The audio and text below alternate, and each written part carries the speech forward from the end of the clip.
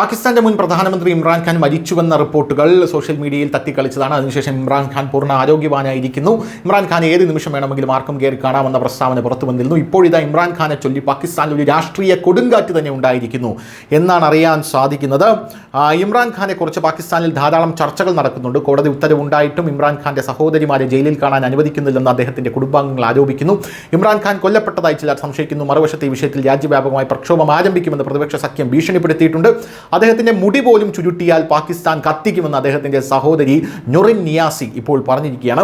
ഇമ്രാൻഖാന്റെ ആരോഗ്യം വളരെ നല്ലതാണെന്ന് സർക്കാർ പറയുന്നുണ്ടെങ്കിലും അദ്ദേഹത്തിന്റെ സഹോദരിമാരെയോ പ്രതിപക്ഷ നേതാക്കളെയോ കാണാൻ അനുമതി നിഷേധിക്കുന്നത് എന്തുകൊണ്ടാണെന്ന് പ്രതിപക്ഷ പാർട്ടികൾ ഇപ്പോഴും ശക്തമായി ചോദിച്ചുകൊണ്ട് രംഗത്തെത്തിയിട്ടുണ്ട്. സിന്ധികൾ, ബലൂച്ചികൾ, പഷ്തൂണുകൾ, പഞ്ചാബികൾ എന്നിവർ തെരുവിലിറങ്ങുന്നത് തടയാൻ ഇതുവരെ കഴിഞ്ഞിട്ടില്ലെന്നും പഷ്തൂൺഖ്വാ മില്ലി അവാമി പാർട്ടി പ്രസിഡന്റ് മഹ്മൂദ് അച്സാരി മറ്റ് പ്രതിപക്ഷ നേതാക്കളുമായി സംയുക്ത പത്രസമ്മേളനത്തിൽ പറഞ്ഞതായി പാകിസ്ഥാനിലെ ഡോൺ പത്രം റിപ്പോർട്ട് ചെയ്യുന്നു. അല്ലെങ്കിൽ വ്യാപകമായിട്ടുള്ള കലാപങ്ങൾ പൊട്ടിപ്പുറപ്പെടുമായിരുന്നു. ഇതോടൊപ്പം സർക്കാർ പാർലമെന്റിനെ റബ്ബർ സ്റ്റാമ്പാക്കി മാറ്റുകയാണെന്നും അദ്ദേഹം ആരോപിച്ചു. ഇപ്പോൾ ഇമ്രാൻഖാന്റെ പേരും പറഞ്ഞ് തെരുവിലിറങ്ങാനാണ് നിലവിൽ ഇമ്രാൻഖാന്റെ പാർട്ടിയുടെ തന്നെ തീരുമാനമെന്നുള്ളതാണ് മറ്റൊരു പ്രധാനപ്പെട്ട ഒരു കാര്യമെന്ന് പറയുന്നത്. ഇമ്രാൻഖാന്റെ കാര്യം പറഞ്ഞ് തെരുവിലിറങ്ങി ഇമ്രാൻഖാന്റെ സഹോദരിക്ക് ഒരു മൈലേജ് ഉണ്ടാക്കി കൊടുക്കാനാണ് ഇതെല്ലാം ചെയ്യുന്നതെന്നാണ് നിലവിൽ സർക്കാരിൻ്റെ വിലയിരുത്തൽ എന്ന് പറയുന്നത്.